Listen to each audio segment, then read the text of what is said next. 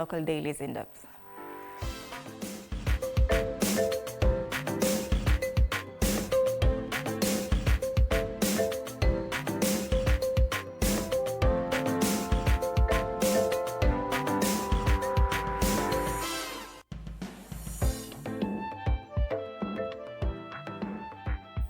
All right, and we start off with the Taifa Leo once again. Wizi bila jasho serikalini. Waziri wa utumishi wa umma amefichua kashfa ambapo watumishi wa umma wanashiriki wizi, njama na matumizi mabaya ya mfumo wa mishahara, ambapo baadhi ya waliotimiza umri wa kustaafu miaka kadhaa iliyopita bado wanalipwa mishahara. Anasema kwamba watumishi watumia vyeti bandia kupandishwa vyeo na vile wabadilisha tarehe zao za kuzaliwa. Habari kamili katika ukurasa wa pili wa gazeti hili. Other quick headlines here. Kaunti 30 katika hatari kukosa donge. Kaunti hizo ni zile ambazo hazijaanza kutekeleza miradi ya maeneo ya viwanda. Ajifungua pacha walioungana. Pacha hao wa kiume walizaliwa salama kwa usaidizi wa wataalamu hospitali ya Kilifi. Na vile ICC yasaka ushahidi Sudan. Gazeti hili linasema kwamba ushahidi unahusiana na mauaji ya halaiki na ubakaji baada ya waasi kutoa mji wa Al-Fashir, Darfur.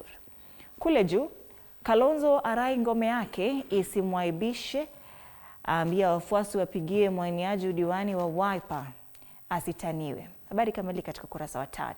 Na vile masuala ya spoti, City wapewa likizo kabla kualika Dortmund FC. Kocha Pep awapa wachezaji wake likizo ya siku moja. That's Taifa Leo this morning. The Daily Nation, this is what is on the front page of the publication today. How payroll cartel is milking Kenyans. This is just the version of the English version of what we have on the front page of Taifa Leo. And it's all from the Auditor General, who has flagged counties for retaining staff over retirement age, employment fraud, ghost workers, fake academic papers, backdated birth certificates, double allowances and job group manipulation as some of the ways through which rogue public servants and managers are siphoning billions of taxpayers' money every year. Public Service Cabinet Secretary Geoffrey Ruto yesterday said hundreds of civil servants are under investigation over the rampant malpractices. And this story is on page 4 and 5 of the publication today. Nothing new here, truly, because I think we've been focusing on this for the longest time. But maybe with the new CS, we can see some action now taking place. We've always had audits being done, and we have, ghost workers. And this story is well covered for you on page 4 and 5 of the publication today. Still, the tragedy that is ongoing there, landslide search is still on for the missing. And we can see West Pokot Governor Simon Kachapin and his Elgeyo Marakwet counterpart Wesley Rotich joining the public during a search for bodies in Murkutu in Kerio Valley, Elgeyo Marakwet County yesterday, while the government has put the death toll at 32. More than 20 people are still missing in the villages that were hit by the deadly landslides last week. The devastation there is just heart-wrenching, just going by the pictures that have been, of course, being through the media. It's now up to state to end varsity strike. That's right, the ball is in the court. And we know WASU is not rowing back as far as the stand is concerned. They want the full amount, that is 7.9 billion shilling salary arrears. You can follow the story on page 7 of the Daily Nation. Looking on the side where the account is set for 70.6 billion shillings boosters MPs strike deal. Counties have won a reprieve after MPs and senators struck a long-awaited deal to unlock 70.6 billion shillings in additional allocations, ending months of wrangling between the two houses over conditional and unconditional grants. You have the story on page 20 of today's publication. Philanthropy, saving children with heart condition is my best trophy, says Arsenal legend Kanu. If you may remember Kanu there, who is now 49, and he underwent a heart operation to correct a faulty aortic valve in 1996 after the defect was discovered during a medical examination as he was completing his transfer from Dutch club Ajax to Italy's Inter Milan. This is on the back page of the publication today. And there is a dispute there why SRC is opposed to judges' proposed retirement packs. If enacted in its current form, the judges' benefits will be fully funded by the government as they are exempt from making contributions to fund their retirement. And you have the story on page 8. And I always wonder why the special treatment to, of course, the judges. Yeah, they're just a civil servant as any other. Why do we have this special treatment?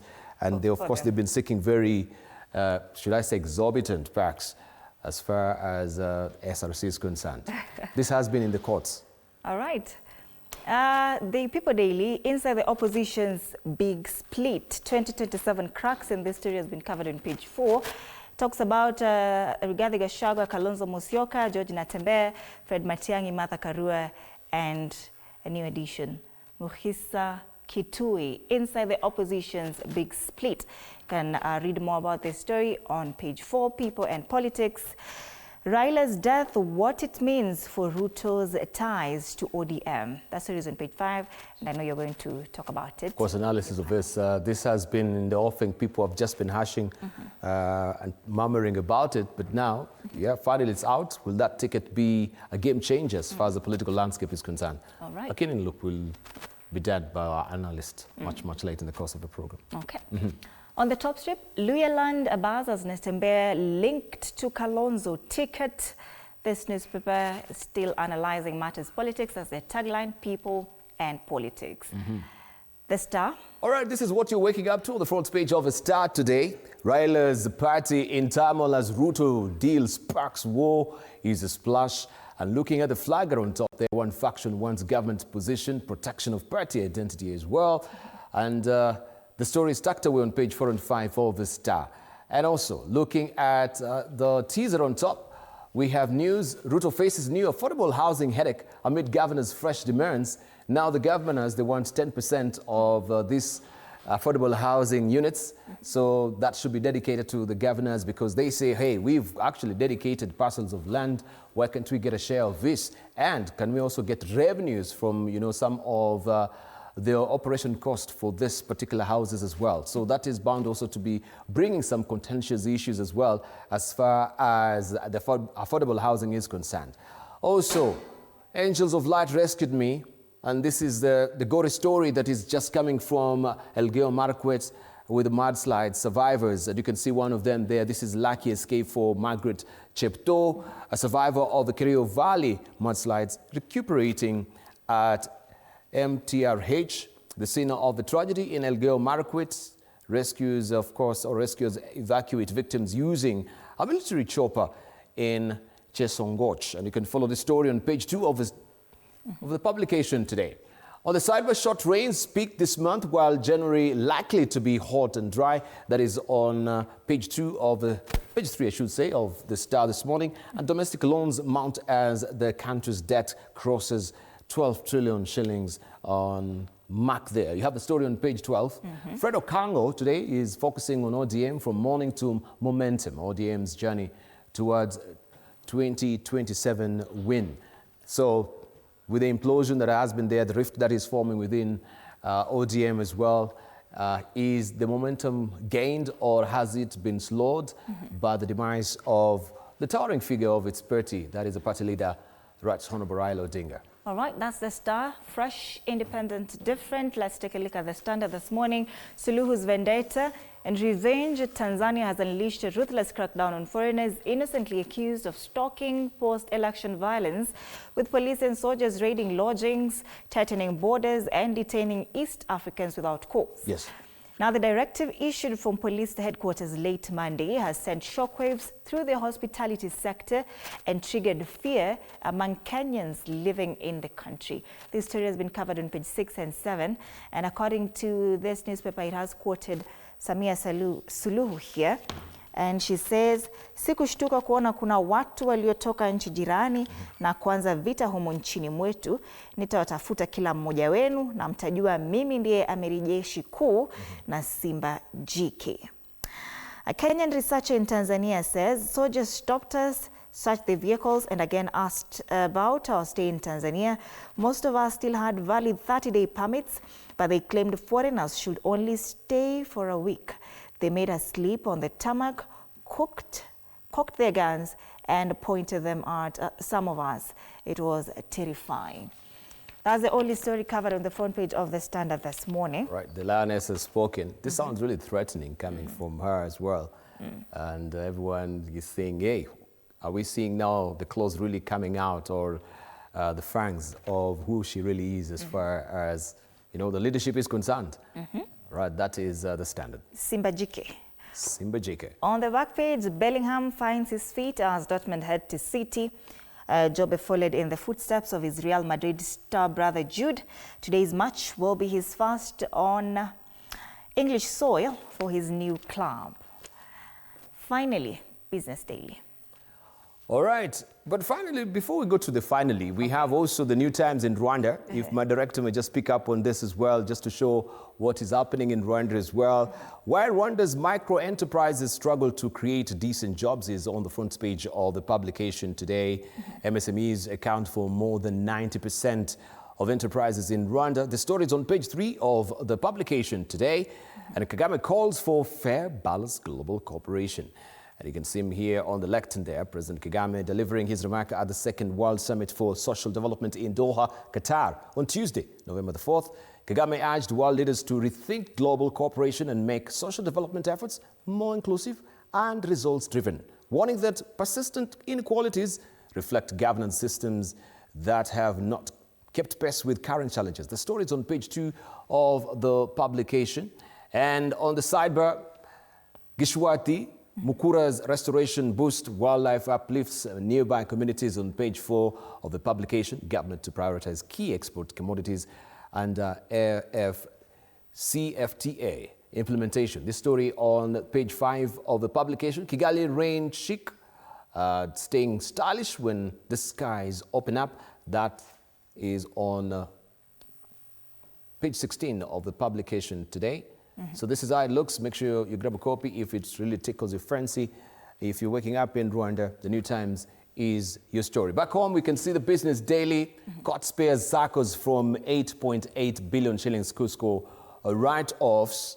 And of course, there were bugbears and fears around this with the fragmentation of Cusco and the corruption that was thrived there. SASRA's guidelines requiring loss provisions quashed, ruling eases fears of dividend payout freezes or cuts. This story continues on page 2 of the publication today. Just to read an excerpt there, it says savings and credit cooperatives societies have been spared mandatory write-offs of billions of shillings locked in 13.3 billion shillings fraud at Kenya Union of Savings and Credit Cooperatives, putting them at odds with international accounting rules.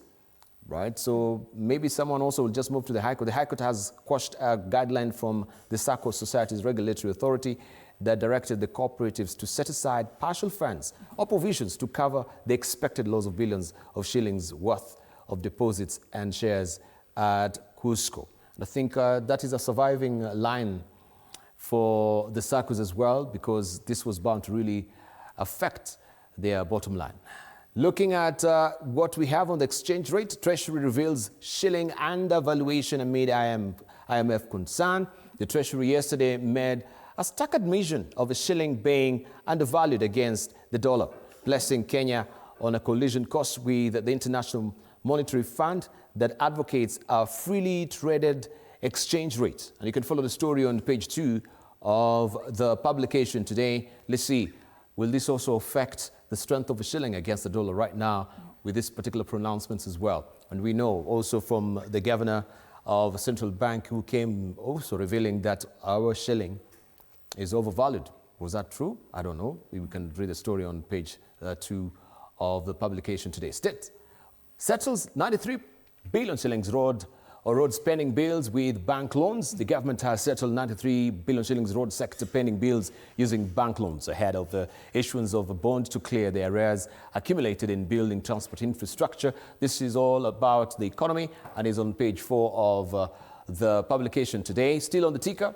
women's and Unpaid work valued at 1.89 trillion shillings, the value of unpaid work done by each Kenyan woman, has for the first time been set at 118,845 on average per year, putting the collective worth of the hours spent cooking, cleaning and caring for their families at 1.89 trillion shillings. This is what is unaccounted for. We normally say, hey, you're taking care of the children, the house, but if you actually now put figures into it, this is what it really comes up to, really showing that, women, they're a big, of course, asset as far as GDP is concerned.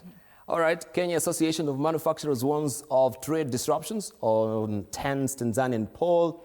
The Kenya Association of Manufacturers has warned that the post-election disruptions in neighboring Tanzania could threaten trade in East African region. And of course, we saw also a bit of this happening, especially with the food imports that is happening from the Dar port. So since we had that particular disruption, of course, also maybe the food items are going to be rising, the prices going up. That is a publication today. All right. So the story is making headlines, of course, in the country and regionally as well, and the state of the nation once again. Kwamba NC Fuamba is here, Josephat Kemanya, Robert Halai, and of course, Fanya Mambo Kinuthia. Yes, you're seeing the soft copy. And of course, I always see the hard copy, which is here. So it's good to see the hard copy. As you see the soft copy, for me, I'll be seeing the hard copy. Some of them we haven't met in a while, but it's good now to see that we've circled back. At least towards the end of the year now, we'll be discussing a lot of issues as far as the state of the nation is concerned. Right. Great. And you as well. Dear parents, your child's mental health matters. Very important. We'll be having a life coach, Cheryl Mageni, and of course, Councillor Dr. Julius Kimani for this conversation. Interesting. Let's take a look at the caricatures now.